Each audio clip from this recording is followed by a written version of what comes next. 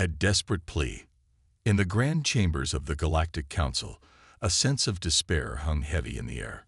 Representatives from a dozen star-spanning civilizations, each masters of technology and knowledge far beyond humanity's grasp, sat in stunned silence as the distress beacon played out across the immense holographic display. We cannot hold them back any longer. Our most advanced weapons are useless. Cities are falling every hour. Please, if anyone is receiving this, help us. The flickering blue image of the Zorian ambassador, her feathered crest matted and singed, dissipated into static as her planet's power grid finally failed. In its place, the display filled with a tactical view of the beleaguered Zorian star system. A creeping blackness was spreading across the system, tendrils of dark matter snuffing out the light of Zorian suns and devouring entire worlds. Annotations flashed, desperately attempting to quantify the unquantifiable. Unanginowen ananomedeloi.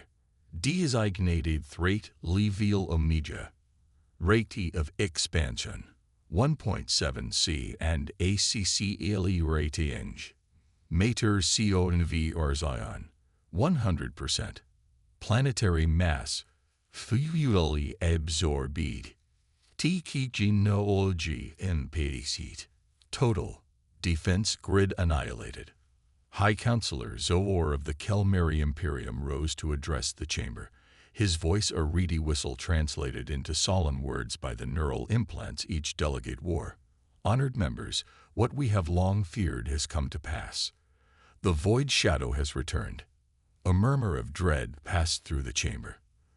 The void shadow, the dark blight that had ravaged the galaxy eons ago, was no longer a half-forgotten legend used to frighten children. It was here, now, and the mightiest civilizations of the galaxy were powerless before it. Our remote monitoring drones confirmed the Zorian reports. Zoor continued gravely. Our best weapons, our strongest shields, even our most esoteric dimensional technologies. The shadow devours them all, and only grows stronger. The Zorian defense fleet was the most advanced in this quadrant, and it was shattered in mere moments. Ilara, the shimmering crystalline emissary of the photonic collective, pulsed with agitated color patterns as she spoke. Then we must evacuate, pool our resources, establish refuge in the galactic core, abandon the outer spiral stow. Madness, thundered Warlord Karl of the Saurian Dominion, his armor plates bristling. My people do not flee. Give me 1,000 ships, and I shall mount such a defense as. Zoor slammed a skeletal fist against his podium, the sharp crack silencing the growing clamor. Karl, your ships would fare no better than the Zorians. And Ilara, we cannot abandon half the galaxy and hope the shadow is sated. We must find another way. Something unconventional. The chamber fell silent as Zoor raised a long finger to point at a glimmering figure who had, until now, remained silent at the far end of the council table. Hoben, your people have long watched the younger races. Do any of them have knowledge we lack? Some insight or tactic we have not considered? Oben, the observer, was an enigmatic being. The vaguely humanoid outline composed of swirling stars and nebulae. Few had ever heard it speak, much less offer counsel. But now, as all eyes turned to it, the galactic avatar seemed to solidify slightly, ancient eyes twinkling in a face of shimmering cosmic dust. There is one race, Oben said, its voice the whisper of solar wind. Primitive, by our standards, they have barely begun to explore their own star system. But in them, I have seen potential.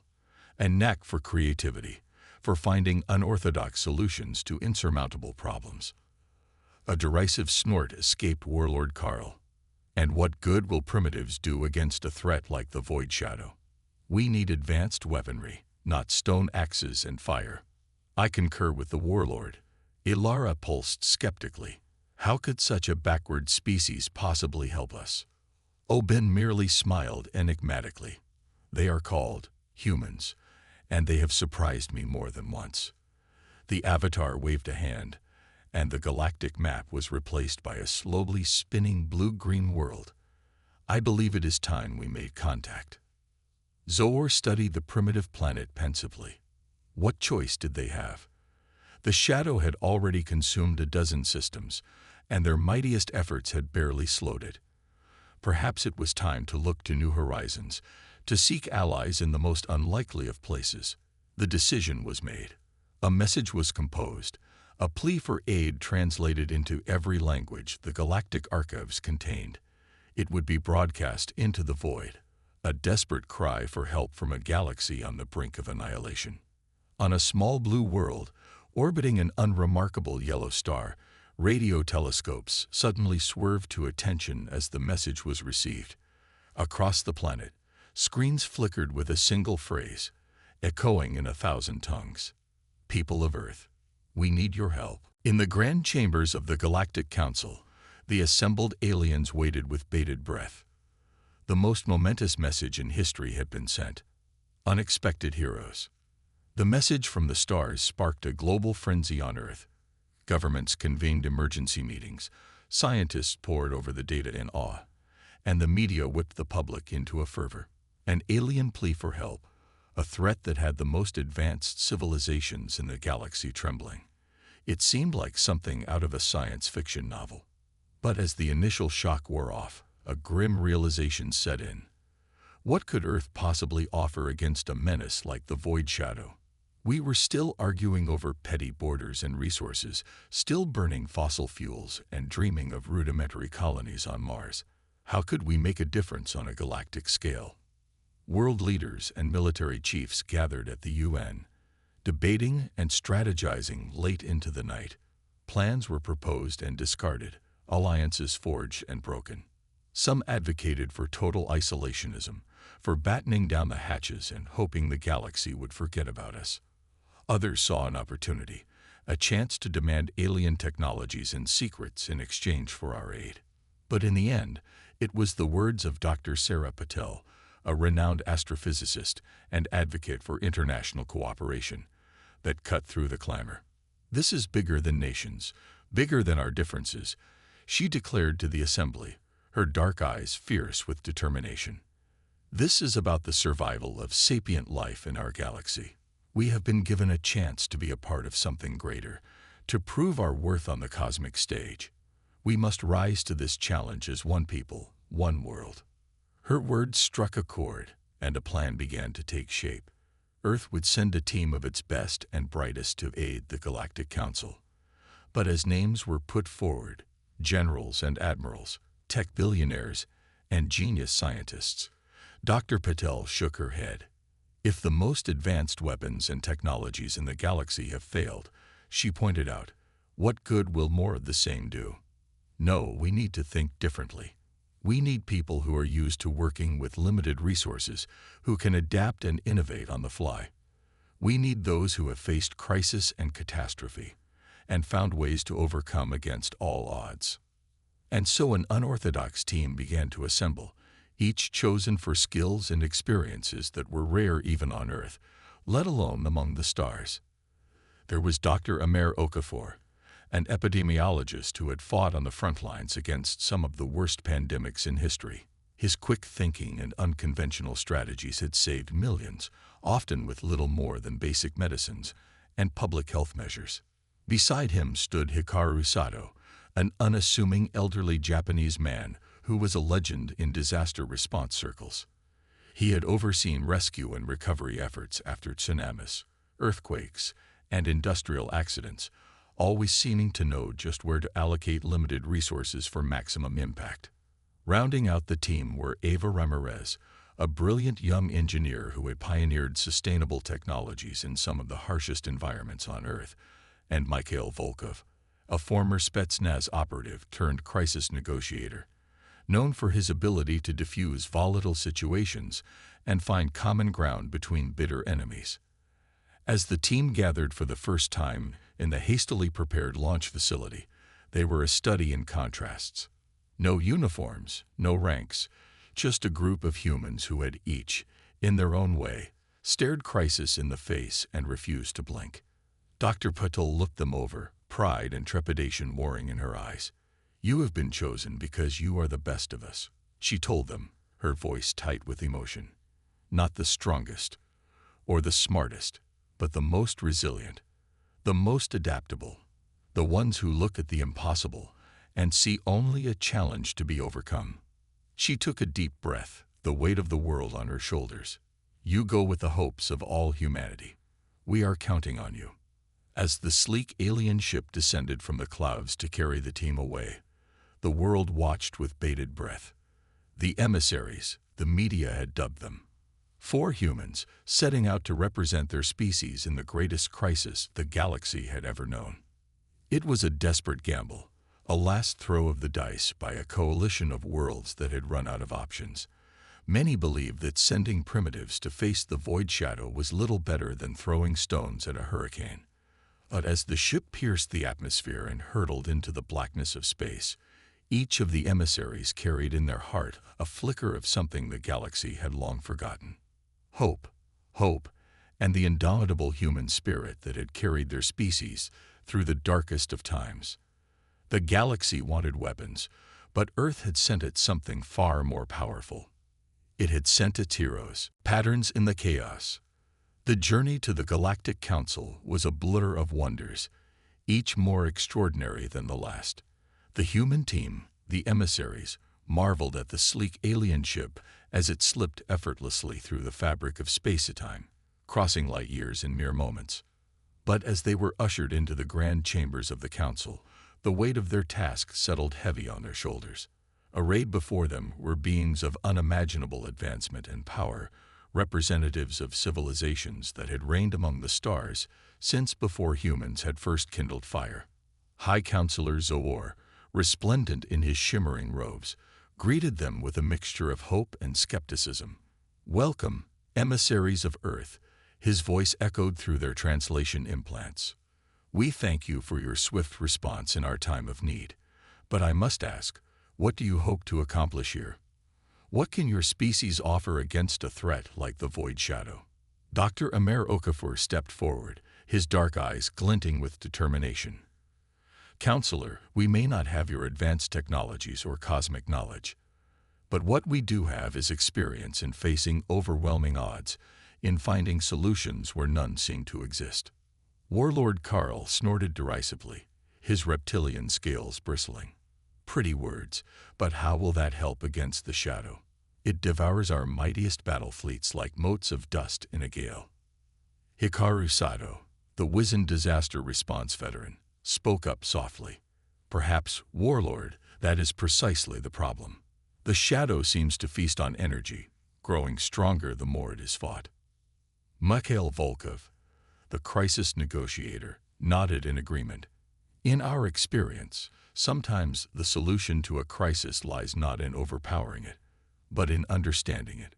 We need more information." And so the emissaries began their work, poring over the vast archives of data the Council had collected on the Void Shadow's advance. They studied sensor readings and battle logs, analyzed patterns of movement and behavior. It was Eva Ramirez, the young engineer, who first noticed the anomaly. "Look at this," she called out, her eyes widening as she manipulated the holographic star map. "The shadow isn't expanding uniformly. It's pulsing, almost, surging in some directions while barely moving in others." Dr. Okafor leaned in, his brow furrowed. "It's as if it's searching for something, following some kind of gradient or trail." Hikaru Sato hummed thoughtfully. "Reminds me of the patterns we see in wildfire spread. The flames follow the fuel, the path of least resistance." As they dug deeper, more patterns emerged. The shadow seemed to linger in some star systems, those with abundant energy resources, while barely touching others. It was drawn to the signatures of advanced technology, to the energy spikes of weapons and shields. It was, as Ava had noted, pulsing, not like a conquering army, but like a living organism. Mikhail Volkov sat back, his eyes distant. "In hostage situations," he mused, "the most dangerous ones are often driven by desperation, not aggression. They lash out because they feel trapped, threatened. What if the shadow is running from something?" Dr. Okafor finished, a grim realization dawning. or searching for something. Refugees, not conquerors. When they presented their findings to the council, the reaction was one of shock and disbelief. Preposterous. Warlord Carl snarled. You suggest we should. What? Try to talk to this abomination. Offer it a seat at the council table. But Obin, the enigmatic observer who had first suggested contacting Earth, merely nodded slowly. They may be right. It said, its voice a whisper of stardust. We have tried to fight the shadow as an enemy, and failed at every turn. Perhaps it is time we tried to understand it as a force of nature, or a wounded creature lashing out in pain. High Counselor Zohar held up a hand, quelling the rising clamor. What do you propose, emissaries? How would you have us proceed? Ava Ramirez stepped forward, her young face set with determination. We set a trap, she declared. Not a weapon, but a lure. We create a pocket of resources, a feeding ground of sorts, far from inhabited worlds. Somewhere the shadow can be drawn to, studied safely. Dr. Okafor nodded. We monitor its behavior, try to establish patterns, even communication if possible. We treat it like we would any unknown epidemic. Isolate, study, and seek to understand before we can hope to cure. The plan was daring, unorthodox, and to many on the council, utterly mad. But they were out of options, and out of time. As preparations began for the greatest gamble in galactic history, the emissaries could only hope that the lessons learned in the crisis of their homeworld would be enough. The stakes could not be higher.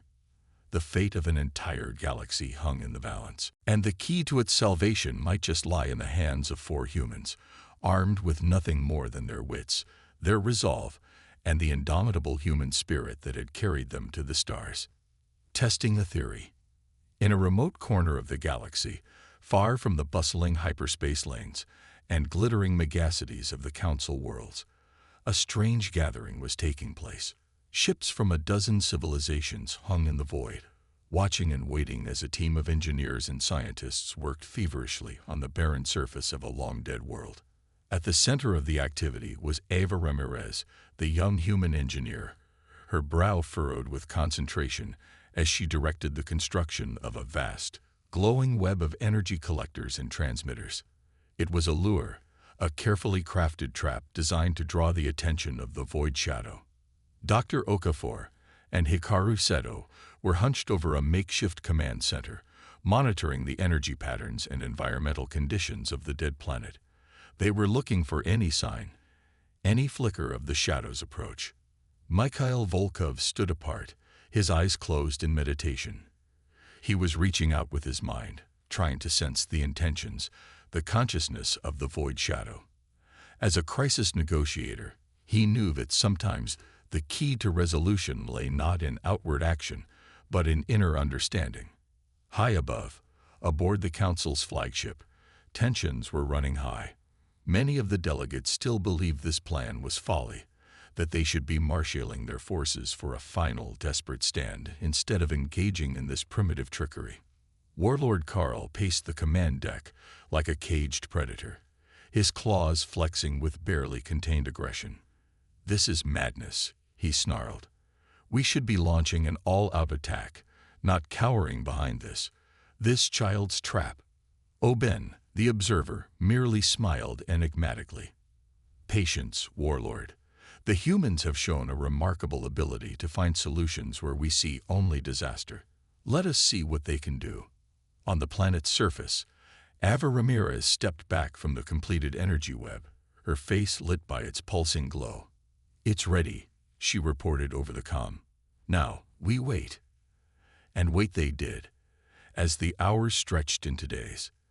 The assembled fleet hung in tense silence, every sensor straining for a sign of the shadow's approach.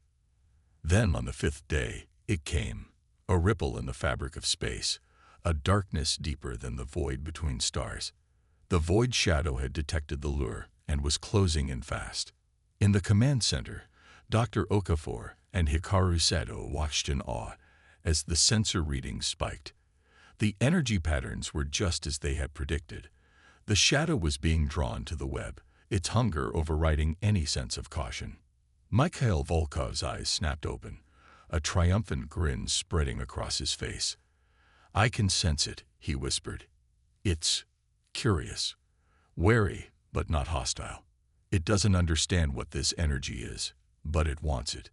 As the shadow approached the dead planet, the energy web began to glow brighter, pulsing in a carefully crafted rhythm. The pattern was based on the team's analysis of the shadow's past behavior, a sequence designed to draw it in, to make it feel safe. And it worked. The shadow slowed as it neared the planet, its vast, amorphous form swirling with eerie patterns of darkness. It extended tendrils of void towards the energy web, probing, testing. In the Council's flagship, Warlord Karl let out a low growl. "It's within range. We should strike now, while it's distracted." But High Counselor Zohar shook his head. "No, we stick to the plan. Observe and learn. That is the way of wisdom." On the planet, the human team watched in breathless anticipation as the shadow interacted with the energy web. It was feeding, drawing in the power, but in a controlled, almost gentle way. There was none of the ravenous, destructive hunger they had seen in its past attacks. Ava Ramirez let out a low whistle. "It's working," she murmured. "We're actually communicating with it, in a way, showing it that there's another way, a path that doesn't lead to destruction." But even as the words left her mouth, a blinding lance of energy suddenly shot down from the orbiting fleet, striking the shadow directly. It recoiled, its form writhing in what could only be pain and shock. In the Council's flagship, chaos erupted. Warlord Karl stood at the weapon's control, his face twisted in a snarl of triumph. "I will not stand by and watch this farce any longer," he roared. "We end this, now." On the planet's surface, the human team watched in horror as the shadow reared up, its form pulsing with rage. The energy web, moments ago a bridge of communication, now looked like a cruel trap. "No," Dr. Okafor shouted into the comm. "Stand down. You're ruining everything." But it was too late. The shadow lashed out, a wave of pure void engulfing the energy web, the command center, the entire planet. In an instant, the barren world was gone, replaced by a seething maelstrom of darkness. Aboard the Council's flagship, stunned silence reigned. Warlord Karl stood triumphant, but even he seemed shaken by the raw power of the shadow's retaliation. High Counselor Zohar turned to Oben, his face a mask of grief. "The humans, are they?" But the observer merely closed its eyes, a faint smile playing across its starlit face. "No," it said softly. "They are not done yet. The human spirit is not so easily extinguished." In the heart of the maelstrom, 4 figures floated in the void, protected by the thin shimmer of their emergency force fields. The human team, battered but unbroken, looked out upon the raging chaos that had once been a world. Mikhail Volkov's eyes were hard as steel. "This isn't over," he said, his voice crackling over the comm. "We've learned more in this one encounter than in all the battles before. The shadow can be reasoned with, communicated with. We just have to find the right way." Ava Ramirez nodded, her face set with determination. "We won't give up. We'll try again and again, until we get it right. That's what humans do." As the Council ships moved in to rescue the team, Dr. Okafor looked out at the seething darkness, his mind racing with possibilities. They had made contact, had taken the first steps towards understanding. Now, the real work could begin.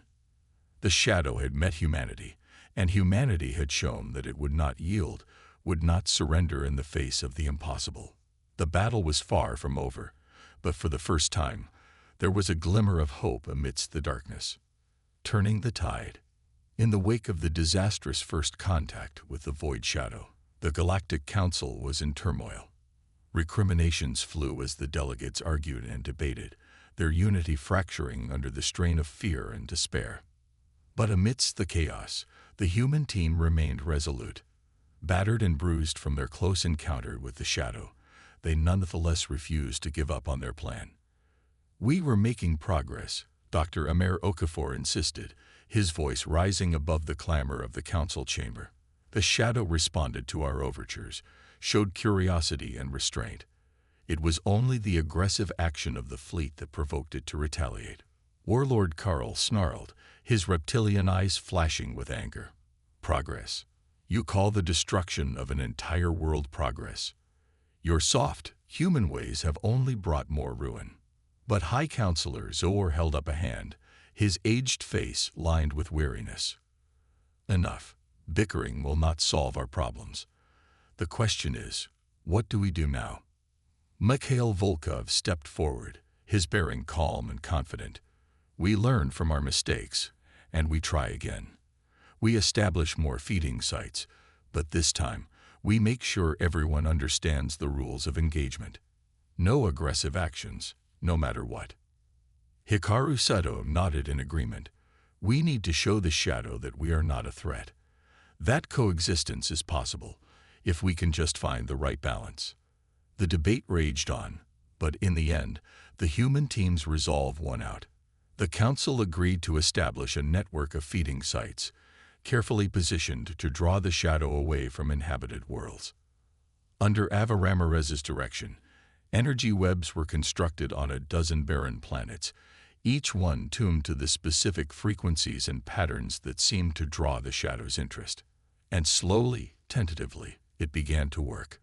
The shadow's advance slowed as it turned its attention to the feeding sites, its destructive rampages becoming less frequent. But progress was slow, and setbacks were many. Some worlds, not understanding the delicate balance at play, attempted to exploit the shadow's presence for their own gain, drawing energy from the webs to power their cities and industries. Others, still gripped by fear and aggression, launched attacks whenever the shadow came too close, provoking vicious retaliations. Through it all, the human team worked tirelessly, mediating disputes, repairing damaged webs, and studying the shadow's behavior for any sign of progress. And progress did come, in small but significant ways. The shadow began to linger at the feeding sites for longer periods, its form becoming more stable and less chaotic. It even began to show signs of rudimentary communication, pulsing its energy in response to the web's transmissions. Dr. Okafor was fascinated by these developments, spending long hours poring over the data with Hikaru Sato. It's learning, he marveled. Adapting to our presence, just as we're adapting to it. This is unprecedented. But not everyone was convinced. Many in the council still saw the shadow as a monster to be destroyed, an existential threat that could not be reasoned with. Tensions came to a head when a splinter fleet, led by a rogue admiral who had lost his homeworld to the shadow's advance, launched a surprise attack on one of the largest feeding sites. The battle was fierce and bloody, the admiral's ships employing forbidden weapons of terrifying power. For a moment, it seemed the shadow would be driven back, perhaps even destroyed. But then it surged forward, a tidal wave of pure void that engulfed the attacking fleet in an instant. The ships vanished, swallowed by the darkness as if they had never been. In the aftermath, as the council once again descended into recriminations and despair, it was Mikhail Volkov who stepped forward, his eyes hard with determination. "This has to stop," he declared. "We're tearing ourselves apart, undoing all the progress we've made. The shadow is not our enemy, not unless we make it one." He turned to face the assembled delegates, his voice ringing with conviction. "We have a choice. We can continue down this path of fear and aggression, fighting a war we cannot win. Or we can commit, truly commit, to finding a way to coexist, to understand rather than destroy." In the silence that followed, it was Oben, the enigmatic observer, who spoke. "The human is right," it said, its voice a whisper of stardust. "In all my eons watching the younger races, I have never seen a species show such capacity for adaptation, for finding ways to thrive in the most hostile of circumstances. If any can find a path to peace with the shadow, it is them." One by one, the delegates nodded, their faces grim with the weight of the decision. They had tried war, and it had brought them only ruin. Now, perhaps, it was time to try something new. Under the guidance of the human team, the Council redoubled its efforts. More feeding sites were established, and strict protocols were put in place to prevent any further aggression. Slowly, painstakingly, a fragile equilibrium began to emerge. The shadow fed, but did not destroy. The Council worlds watched and waited, their ships and weapons ready but silent.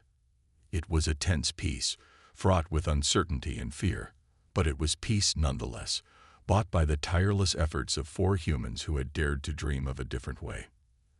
As the galaxy held its breath, watching the dance of darkness and light, Dr. Okafor and his team continued their work, driven by a question that had haunted them since the beginning. If the shadow was not an enemy, not a conqueror, then what was it? What drove it to devour energy, to swallow stars and worlds? The answer, they suspected, lay not in the darkness, but in the light, in the ancient histories and forgotten lore of the galaxy's eldest races. And so they searched, sifting through the archives and ruins of civilizations long dead, seeking the key to the shadow's true nature. Little did they know that the answer they sought would change everything, would shake the very foundations of the galactic order. For in the darkness between the stars, an ancient evil was stirring, an evil that had slumbered for eons uncounted. And the void shadow, the great devourer, the bane of 1,000 worlds, was only the beginning. The real threat. As an uneasy peace settled over the galaxy, the human team delved deeper into the mysteries surrounding the void shadow. Dr. Amer Okafor and Hikaru Sato pored over ancient texts and forgotten data archives, seeking any clue to the shadow's origins and true nature. It was Ava Ramirez who made the first breakthrough. Sifting through the fragmented records of a long-dead civilization, she stumbled upon a series of cryptic references to an entity known only as the Devourer of Light. "Look at this," she called out, her eyes wide with excitement and trepidation. "It speaks of a great darkness, born in the void between galaxies, a hunger that can never be sated, a power that grows with each star it consumes." Mikhail Volkov frowned, leaning over to study the ancient text. "You think this devourer and our void shadow are one and the same?" Dr. Okafor nodded slowly, his mind racing with the implications. "It fits. The insatiable hunger for energy, the way it grows stronger with each feeding. But if this is true, then the shadow isn't an invader. It's a weapon," Hikaru Sato finished, his aged face grim. "Created by someone, or something, to devour the light of the stars themselves." The revelation sent shockwaves through the Council. If the shadow was indeed a weapon, then there must be a wielder, a greater threat lurking in the darkness, waiting to strike. High Counselor Zohar called an emergency session, his holographic form flickering with agitation. "If what the humans say is true, then we have been fighting the wrong battle. We must find this devourer, this true enemy, before it is too late." But where to begin? The galaxy was vast, and the records of the ancient civilizations were fragmentary at best. It seemed an impossible task. Once again, it was the human team who found a way forward. Working with the Council's best scientists and historians, they began to piece together a pattern. Worlds that had fallen to the shadow in ages past, stars that had vanished from the sky without explanation. And at the center of it all, a region of space shunned by even the oldest star charts. A black gulf, a void within the void, where no light had shone for eons untold. "That's where we'll find our answers," Mikhail Volkov declared, his eyes hard with determination. "That's where the devourer hides." But to venture into that abyss would be to court annihilation. No ship, no matter how advanced, had ever returned from its depths. It was Oben, the mysterious observer, who offered a solution. "The void shadow," it said softly, its form shimmering with starlight. "It was born of that darkness, shaped by its power. Perhaps, with the right guidance, it could become our shield, our way through the abyss." The plan was daring, perhaps even mad. But the human team had faced the impossible before and emerged unbroken. Under Ava Ramirez's direction, a new energy web was constructed, larger and more complex than any before. A lure, not just to feed the shadow, but to communicate with it, to forge an alliance born of necessity and desperation. As the web pulsed and shimmered with power, the shadow came, drawn to its siren call. But this time, there was no aggression, no fear, only a wary curiosity, a recognition of kinship. Through pulses and patterns of energy, the human team conveyed their intent. The greater threat that lurked beyond, the need for a united front against the coming darkness. And to their astonishment, the shadow responded. Its form shifted and swirled, taking on new configurations, new patterns of light and dark. It was, in its own alien way, communicating. Days turned to weeks as the exchange continued, a dance of energy and intent. And slowly, painstakingly, an understanding began to emerge. The shadow, it seemed, was not a mindless beast. It was an instrument, a tool shaped by a power beyond comprehension. And like any tool, it could be turned, could be wielded for good or ill. With this new understanding came a fragile alliance, a pact forged in the face of annihilation. The council worlds would provide the energy, the sustenance the shadow craved. And in return, the shadow would become their shield, their guide through the abyss to confront the devourer itself. It was a gamble, a risk beyond calculation. But as the galaxy mobilized for a final confrontation, there was a new fire in the eyes of the council delegates, a determination born of desperation, yes, but also of hope. For the first time in eons, the races of the galaxy stood united. Not in conquest, not in competition, but in common cause, in the defense of light against the encroaching dark. And at the vanguard of this great alliance stood 4 humans, the ones who had dared to dream of peace when all others saw only war. As the great fleet assembled, a glittering array of ships and weapons from 1,000 worlds, Dr. Okafor looked out at the stars, his heart heavy with the weight of what was to come. They had bought time, had given the galaxy a chance. But the real battle, the final battle, was yet to come. In the abyss beyond the stars, the devourer waited, its hunger as vast and insatiable as the void itself. And the fate of the galaxy, of all life and light, would be decided in the clash to come. The shadow and the light, locked in a battle older than time itself. And caught between them, 4 humans, far from home, carrying the hopes and dreams of a galaxy on their shoulders.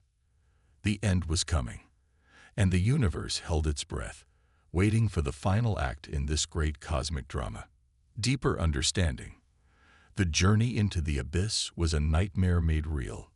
Even with the Void Shadow as their guide and shield, the great fleet of the Galactic Council found itself beset on all sides by horrors beyond imagination. Monstrous entities, born of the dark between stars, assailed them at every turn, their very presence twisting the fabric of reality. But the Alliance held firm. The Shadow, empowered by the energy webs and the newfound trust of its allies, met each challenge with a ferocity and cunning that astonished all who witnessed it. Under the guidance of the human team, it had become more than a weapon. It was a guardian, a protector of the light. And yet, as they pressed deeper into the abyss, a grim realization began to dawn.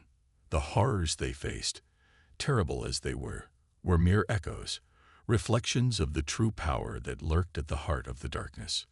The devourer, the ancient enemy, was stirring, and its hunger was infinite. As the fleet approached the heart of the abyss, the shadow began to falter, its form flickering and fading under the onslaught of some unseen force. Dr. Amer Okafor, watching from the command deck of the flagship, felt a chill run down his spine. "It's here," he whispered, his voice barely audible over the din of battle. "The devourer knows we're coming." Mikhail Volkov, his face grim, nodded in agreement.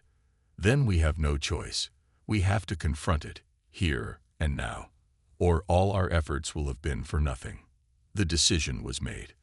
The fleet would press on, would meet the devourer head-on in a final desperate gambit.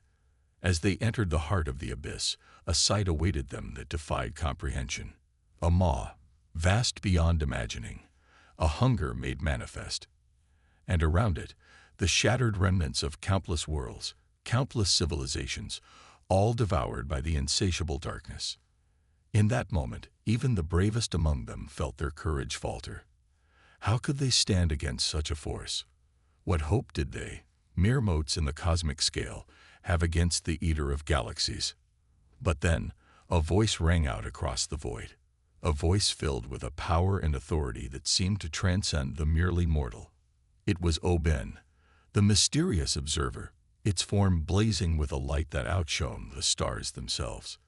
"Devourer," it called, its voice echoing across the abyss. "We stand before you, not in conquest, but in understanding. Too long have you hungered, too long have you consumed without end. But there is another way." The devourer, a presence vast and terrible, seemed to pause, as if considering the observer's words. "Look upon us," Oben continued, gesturing to the assembled fleet, to the void shadow hovering protectively above them. "Look upon what we have achieved. Enemies become allies, destruction turned to protection. We offer you this, devourer, a chance to be more than what you are, to find purpose beyond the hunger." For a long, agonizing moment, there was silence. The maw of the devourer loomed before them, a gulf of endless hunger. And then, impossibly, it spoke. "Purpose," it rumbled, its voice a earthquake in the void. "What purpose is there for one such as I? I am hunger, I am the end of all things. That is my nature, observer, as it has always been." But Oben was not deterred. "Nature can change," it said softly. "Look upon the void shadow, your own creation, born to devour, yet now a guardian of the light. If it can change, so too can you." As if on cue, the shadow pulsed, its form shifting and flowing into a new configuration, a bridge, a pathway spanning the gulf between the fleet and the devourer. An invitation, a chance for understanding. With a deep breath, Dr. Okafor stepped forward, his heart pounding in his chest. Slowly, tentatively, he set foot upon the bridge of shadow, feeling it solid and firm beneath him. Step by step, he walked, the eyes of a galaxy upon him, towards the maw, towards the devourer itself. And as he approached, he felt a presence, vast and ancient, rushing against his mind. "Human," it rumbled, its voice a physical force. "You, who have changed the course of galaxies, what understanding do you offer? What purpose do you see for one such as I?" Dr. Okafor paused, his mind racing. In that moment, he saw not a monster, not an enemy, but a being adrift. A force of nature, yes, but one that had never known anything else. "Purpose is not given," he said at last, his voice steady despite the hammering of his heart. "It is found. It is made. You have the power to reshape galaxies, devourer. Imagine what you could build rather than destroy." For a long, agonizing moment, there was silence. The devourer, the great maw, seemed to consider, to ponder. And then, slowly, inexorably, it began to change. The darkness receded, the hunger fading to a low, constant thrum. In its place, a new form took shape, a construct of shadow and light, vast and intricate, shaped by a will as old as the cosmos itself. A builder where once there had been only a destroyer. As the galaxy watched in awe, the devourer set to work, its vast form weaving and shaping the very fabric of the universe. Dead stars reignited, shattered worlds reformed, new life blooming in the once barren void. And at the heart of it all, a tiny figure, a human, standing hand in hand with the void shadow, a bridge, a symbol of the understanding that had changed the face of the galaxy. The war was over. The devourer, the ancient enemy, had been transformed, not by weapons, not by force, but by the power of connection, of communication, of finding common ground, even with the most implacable of foes. As the fleet began its long journey home, Dr. Okafor looked out at the transformed galaxy, his heart full of a joy and wonder he had never known. They had done the impossible, had brought light to the darkness, not through conquest, but through understanding. And in doing so, they had changed not just the galaxy, but themselves. The Council, once divided by fear and mistrust, now stood united. The Shadow, once a terror, now a guardian. And the humans, the upstart primitives, had shown them all the way, had reminded them of the power of empathy, of the strength that comes from diversity and cooperation. As the fleet journeyed on, each ship carrying the seeds of a new era of peace and prosperity, Dr. Okafor knew that their work was not done. There would be new challenges, new threats to face, but they would face them together, as allies, as friends, as a galaxy united by a deeper understanding. The age of shadows had ended. The age of light had begun. And at the vanguard of this new age stood 4 humans who had dared to dream of a different way, who had looked into the abyss and found not an enemy, but a chance for a new beginning. Their story, and the story of the galaxy they had changed, was only beginning. But one thing was certain. Whatever challenges lay ahead, they would meet them as they always had, with courage, with compassion, and with the indomitable will of the human spirit. For in the end, that was the greatest power of all, the power to understand, to adapt, to change, the power to turn even the deepest darkness to light.